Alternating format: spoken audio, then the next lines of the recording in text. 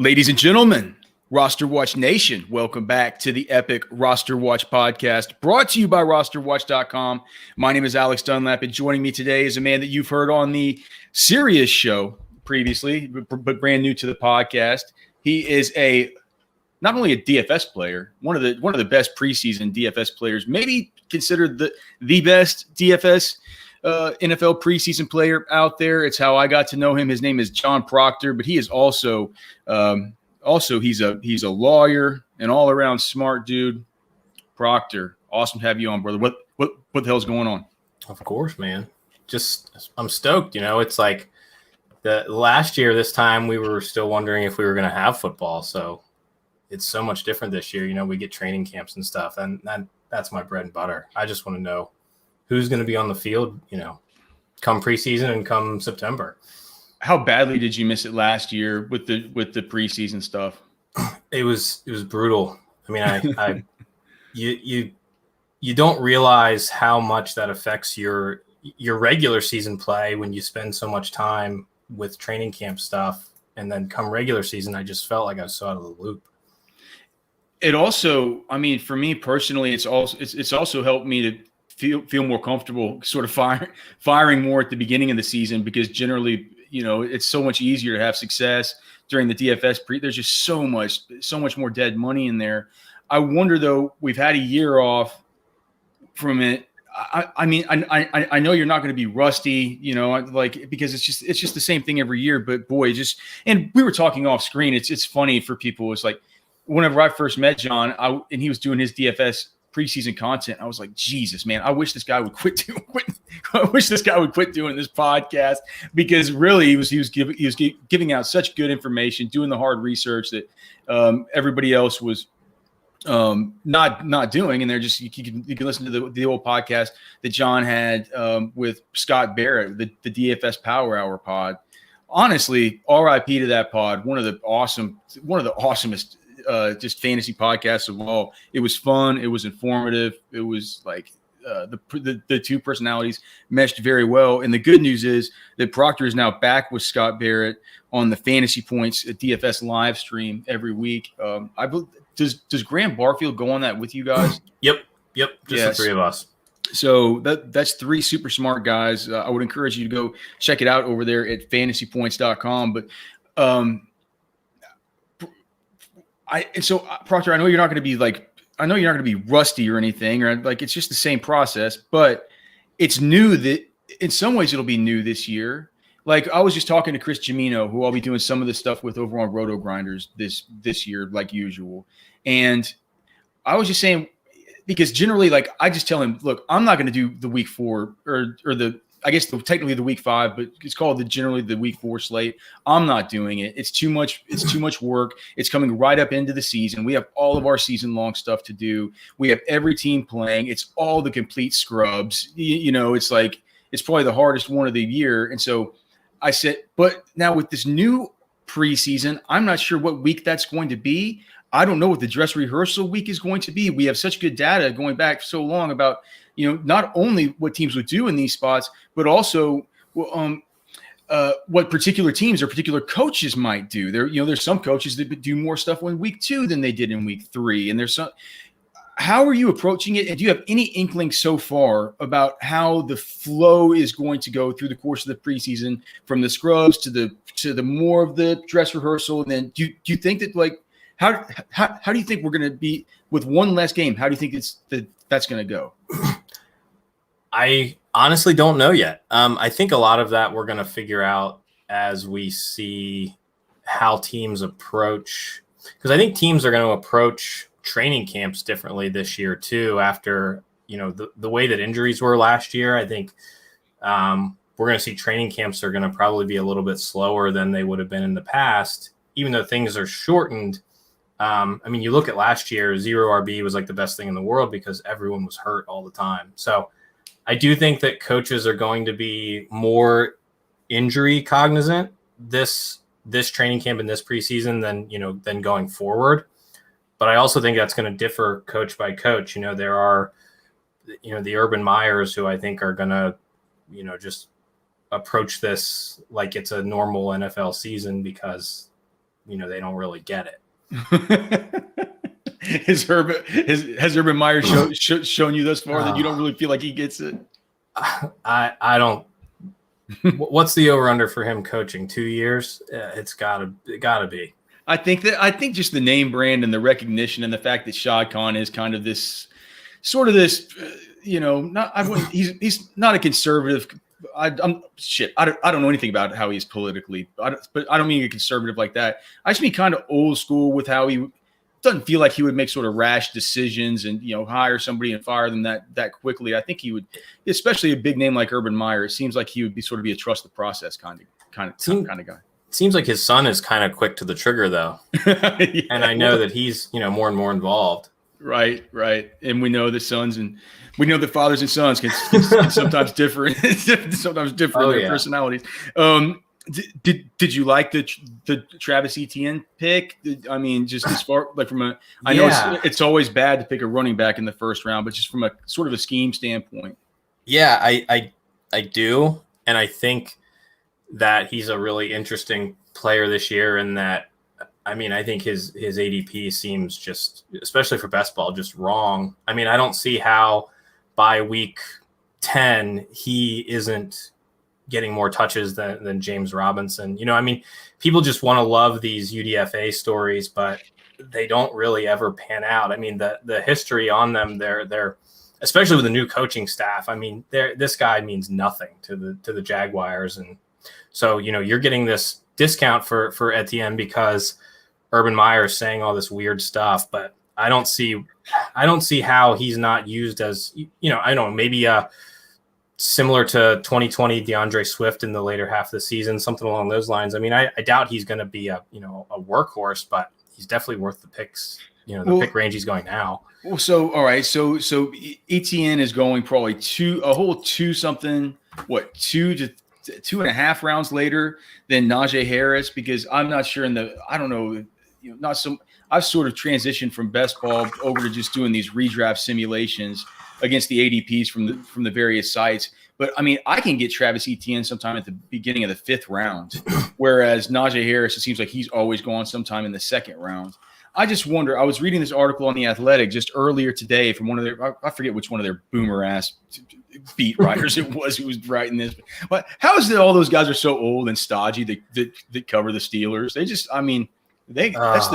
that's the biggest bunch of boomers I've seen as far as a beat. And most of their beats they're so grumpy on top of it. Like, not only are they a boomer, but they've got that like boomer grump to go with it too. Well, they generally go hand in hand. Anyway, one of them was saying that there was like an edict, like a diktat, that came down from the very top. It came down from Rooney, and it went from Rooney to Colbert to Tomlin, all the way down to new offensive coordinator Matt Canada, saying we need to get back to running the football. We need to run the football much more. We need to do all this. Obviously, they made it clear that was going to be the case when they took Najee Harris. But I was just doing our offensive line rankings over at RosterWatch, and I didn't mean for it to come out like this clearly, but it's the worst offensive line in the league. They lost Villanueva, they lost Pouncey, they lost DeCastro, and they're filling in these guys with players who aren't good. They rate out bad metrically just from us, from a standpoint of evaluation coming out. But then if you look at their Pro Football Focus grades, Sports Info Solutions, and adjusted line yards of places they've been previously, these aren't good players. So how can you just turn on a run game?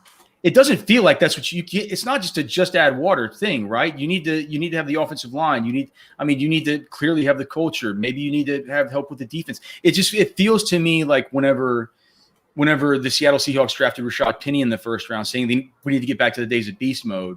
And it's like, well, shit, man. Like, how are you gonna get back to the days of beast mode? We don't have the Legion of Boom on defense. You don't have your offensive line sucks. So are you on the other side of the coin? This is a long-winded question, man, but I'm just trying to on the other side of the coin, Najee Harris is really good, and clearly he's going to get the opportunity. How do you weigh that dichotomy? So remember, like, you had the D'Angelo Williams year where, he wasn't like exceptional exceptional or anything, but he was like solid. But the fact that he was like the Steelers running back made him so valuable. And so I think the upside that Harris has is being the quote unquote Steelers running back of old that we haven't seen, because James Conner couldn't stay healthy for more than 3 weeks at a time. And even if he runs for like 3.3 yards per carry, if he gets 200 plus carries and he gets 80 targets and all the goal line work, then he's going to probably beat his ADP. But the downside is that he has to be that Steelers running back to pay off that ADP. If his role is at all a committee type work, then he's going to be a total bust. So that's something that's going to be tough to feel out. I think training camp's going to be really important in that, because I know that there are people that would take Najee Harris, end of the first, beginning of the second, and there's other people that won't touch him until the third. So his ADP sort of fluctuates draft by draft, it feels like. I wonder though, like, it's a good point that you brought up D'Angelo, and I get it. It has been plug and play. And whenever James, even with James Conner, before he felt like he got so fragile so quick. Even then, like, are we just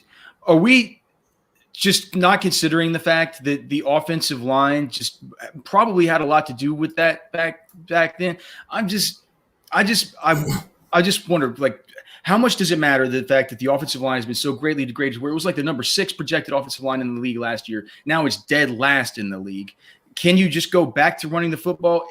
Or maybe in some ways, could you think that if the line isn't that good, Ben's getting old, he needs to get the ball out quickly, maybe it could lead to more receptions for Najee? It feels like there's so many conflicting points with him. Yeah, well, it's, he will either be 2015 Melvin Gordon, or he could be 16, 17 Melvin Gordon. It really just matters. That's a good way to say it. Yeah, I like that. I like that. It's because he could, if the offense can't move the football very well, he could have it could be a season like, as you mentioned, that 2015 Melvin Gordon, where it's just like the touchdowns are hard to get the crack at. Right. Yeah. If he gets, you need him to have that Le'Veon Bell, D'Angelo Williams role. If he doesn't have that role, if somebody else is getting the goal line carries, then he's the worst pick in the second round. Yeah, probably so. What about Clyde Edwards-Helaire? It feels like he's just getting so much buzz from around the community. People always want people to bounce back. Are you in on Clyde? I was, when he was like third, fourth round pick, I thought he was just a phenomenal pick, because the downside is he's the same thing as last year, and that's fine. But the upside was that he was what we wanted him to be last year. But now you are paying sort of for him doing what people want him to do. I mean, to take him in the middle of the second and he's starting to creep up seems a little rich. Right. I mean, he's right. I think I would still prefer Najee Harris over Clyde, but I have them in the same kind of tier. The other guys I have in that tier, I'd be interested to see just how you sort of, if you agree that these guys should be in the same tier, or whether there's any that really stand out to you. I always have trouble with Joe Mixon. What the hell am I going to do with this guy every year? Talk about a bad offensive line. It should be getting better. The offense should be getting better. But it feels like every year it's just the old banana in the tailpipe with Joe Mixon. And then I feel like Antonio Gibson might also sort of be in that tier where it's just like, I loved him coming out. I've had him everywhere last year, but it's like, can I trust him to be, to continue at this pace whenever he was so buttressed by his touchdown performance last season? For Gibson, for me, it's trying to figure out what's going on with the foot. Seems like everyone sort of just like forgot about that. But he is a non-0% chance of needing a mid-season surgery. So there is a slim risk with him that a lot of the other guys don't have. You can say, everyone's a risk to have a surgery. But and we talked about Mixon too earlier. But do you remember how that was last year? It's like he hurt his foot, and then they're like, oh, he'll be back in 2 weeks. And it's like, oh, shit, it's going to be another 2 weeks. And next thing you know, it's been 8 weeks, and he's still not playing. Feet are always so tricky. Yeah, there could still be something there. Yeah. But yeah, because Gibson's still wearing there's like the sleeve that he has to wear, and they're managing that. So that's something that I think is going to be really important in training camp. If he's all systems go, I think Gibson is the best pick in that group. But if I don't get a sure answer on where he's at, then I probably prefer Mixon. And I do like that people are starting to sour on Mixon a little bit. Removing Giovanni Bernard from the mix is just so big, and people want to battle over it, but it just is what it is. I mean, you removed a legitimate third down pass catching running back from the mix, and they don't have anyone to really replace him. So it should be Mixon if I had to bet on it. If you end up not going running back early in any of your drafts, I know that's a sort of a popular thing to do this year. There's so much. I can't believe how much content there is now on Best Ball out there with different constructions. And it's gone from just like the players that you like to the kind of constructions that are most viable and everything like that. But even once you start talking about those constructions, and what people talk about now is the hyper fragile stuff where you just go with the 4 running backs, nine wide receivers, and then you kind of choose between your 2 and your 3 running backs or your 2 and your 3 tight ends. Whenever you go that route, you usually have to take some of these later round running backs, even if you go with 1 or 2 higher end guys. And so some of the guys who I hear people sort of talking up or that they're interested in, and by all means, if there's somebody who I don't list, let me know. But these are the guys that I hear people talk about when we start getting into the 7th round or so. People are interested in Javonte Williams. They're interested in Trey Sermon. You hear a lot of talk about Damian Harris. Some people are into Michael Carter there with the Jets. Raheem Mostert goes around the same time as Trey Sermon. That's a tough thing to figure out, but boy, that's a great schedule for running backs there for San Francisco. If people even go a little bit later, some people opt for these kind of backups like the Tony Pollards or the A.J. Dillons of the world, this type. I don't know if there's anybody that, and then of course, super late for the people that just want to, just gluttons for punishment. These guys will take the Nyheim Hineses or the Jamal Williamses or people like this. Is there any pocket in there or any particular players I mentioned or others that you think, if you're kind of trying to fill out your running back group, that you're most interested in? Yeah, I think the players that I mostly want to focus on then. And I think one thing though, just to note on the best ball that sort of people have gotten away from a little bit in the past few weeks is that, I mean, you have to have real running back production. I think, one of the things that everyone learned early on in before people were getting good at best ball, when we were doing best ball on, MFL 10s and all those other websites. I mean, it was so easy to be profitable by building proper roster construction, in the early draft season of like May and June, there was so much content about the optimal draft construction that, running backs were going off the board insanely fast. But that has started to slow down. So I think it's really important for people to remember the basics. And you want to have, in the first 4 rounds, you generally want to draft 1 or 2 running backs because you need to have somebody who's starting week 1. You draft all these guys, you draft these guys. You don't want Tony Pollard in there week 1. Right. And you're spending like real draft capital on a guy like Tony Pollard because everyone sees him as, if Zeke gets hurt, you have to have Tony Pollard to win. And that's not necessarily true if Zeke doesn't get hurt until week 11. And, you have to win your leagues to get into those playoff rounds.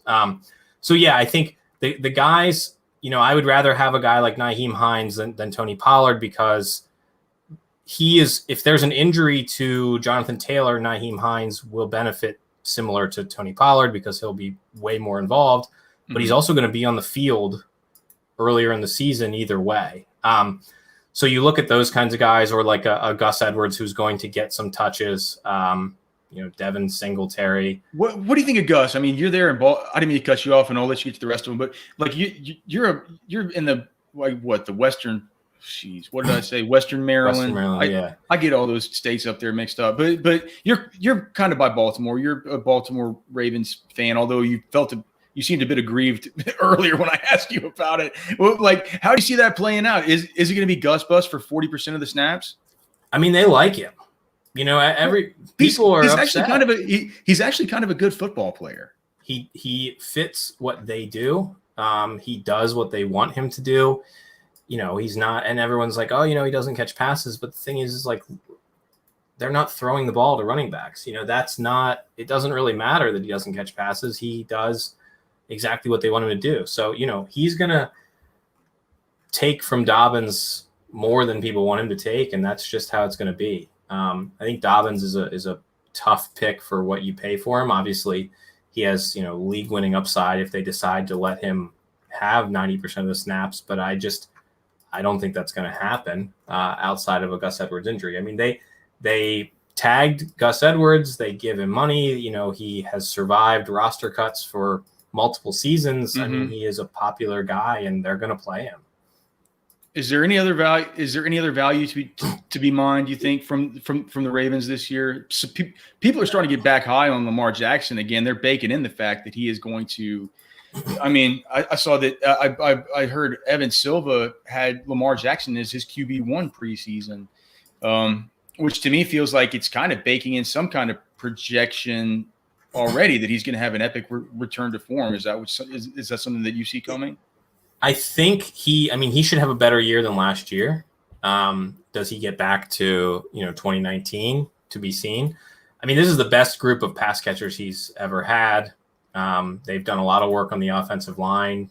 They started to have some issues late last season. So I think that's, they have really focused on putting him in the position to succeed. I would hope that the coaching staff realizes how stagnant things got last year and they make some changes there too. That'd be my hope. But I think he should be a, top 3 drafted quarterback. I mean, you don't get that rushing. We always talk about the quarterback evolution where you need these runners. There's no other quarterback that can give you, 100 rushing yards multiple times a season. So especially on DraftKings with the rushing bonuses on best ball, I think he's even more valuable there than some of the half PPR sites where he's not going to get the bonus for going over 100. Was it a mistake to take Marquis Brown at, I even forgot what they took Marquis Brown at, what was it, number 25 overall in 2019? I'd have to go back and look through in 2019 and see who all they passed on. But I mean, definitely, I know that AJ Brown went a lot. I mean, clearly it was a mistake from the guy who they could have had AJ Brown or DK Metcalf or one of these guys. But is there still hope for Marquis Brown? Did you I never even asked you, did you like that pick? And how do you think he's coming along, or how does he fit?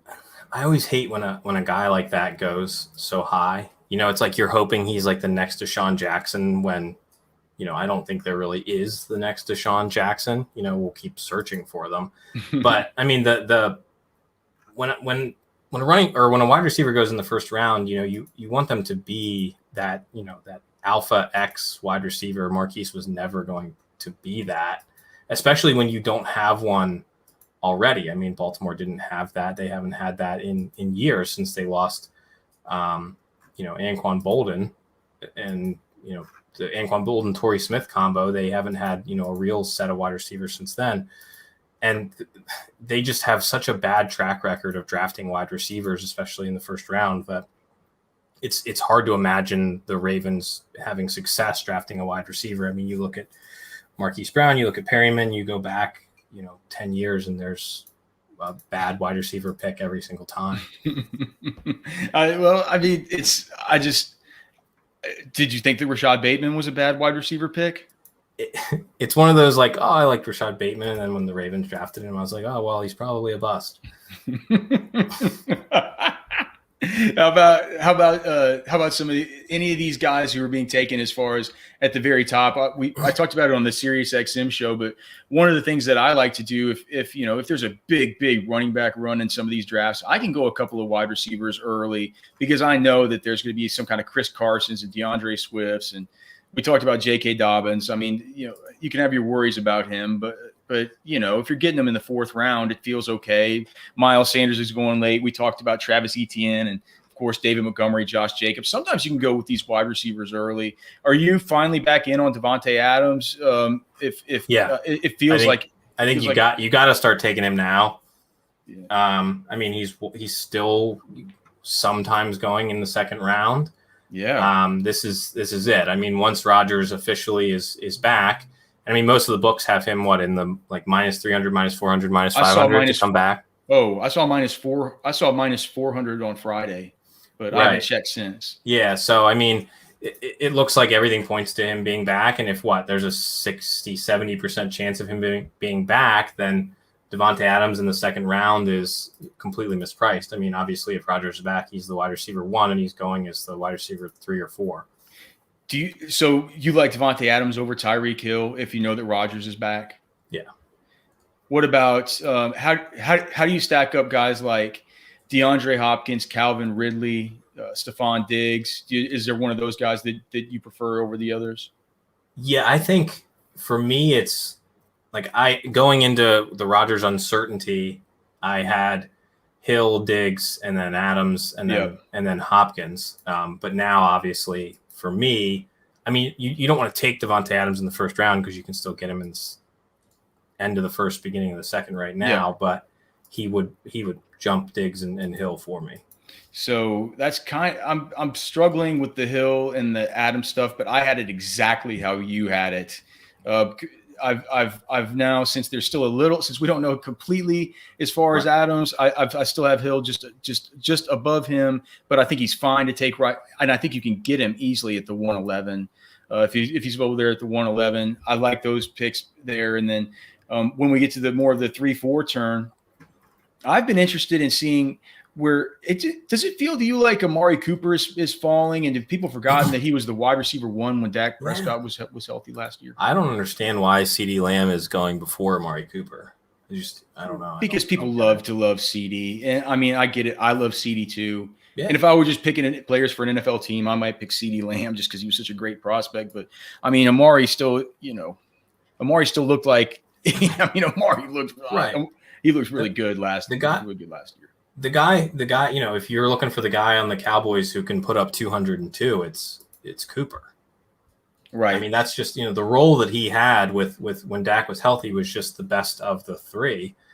And we also saw, people seem to forget, but late last season, there were times where CeeDee Lamb was being rotated out for some of these other wide receivers, which was, it was odd, but it happened.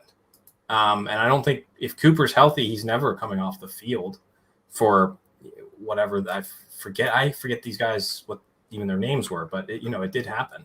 Yeah, no, for sure. And the offensive line is going to be better. Like you said, man, like some of these dudes, it's we were talking about the Ben DiNucci's of the world and stuff like that were leading that offense at times last season.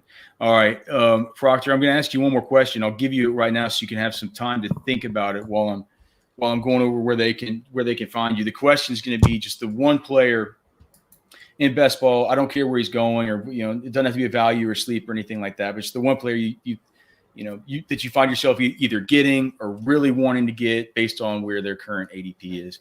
But for everybody else, you can find Proctor on Twitter at John Proctor DFS. He has the Fantasy Points live stream, which, of course, our great friends over there at Fantasy Points. That's Grant Barfield, and it's John Hansen, and it's all, it's like Adam Kaplan, who you hear on the SiriusXM show every week. Of course, Scott Barrett, who's been on this podcast and on the radio show a million times. We certainly love those guys over there, and you should go support them. Graham Barfield, too many good contributors to list. Proctor also has the Two in the Bank podcast with a great friend of the pod, Nixon, who's been on here a couple times. What's the name of Nixon's band? I was Framing Hanley. Framing Hanley, the singer there, and also a great fantasy mind on his own. They'll be bringing that podcast back this year. And of course, for all of your legal needs, you can find him at Proctor Law PA. All right, Proctor. Yes, the people need to hear it. Your biggest target right now in best ball. It's Chase Edmonds, and I think everyone's sort of like lost him. Like, last year everyone was like, oh, Chase Edmonds, every time Kenyon Drake would miss a game, Chase Edmonds would be like the highest owned running back on the slate. And then he has an injury and a couple bad games, and now nobody wants him. James Conner is going to come in and take over that role over Chase Edmonds. I mean, the running back that we should be targeting in Arizona is Chase Edmonds, and then James Conner should be like the 0 running back pick, but they're 2 rounds apart, and that just doesn't make any sense. So for me, it's Chase Edmonds. I think he is the best chance to be the running back 1 in Arizona. I don't think we're going to get a 3 down 100% workhorse role, but you're getting him in like the 5th or 6th round because people just like don't like the guy anymore after one bad season. It just sort of reminds me of when you write off a guy that everyone really liked, and then he comes back and does really well, and that's sort of what I have a feeling that we might see with Chase Edmonds, and he's definitely worth that pick.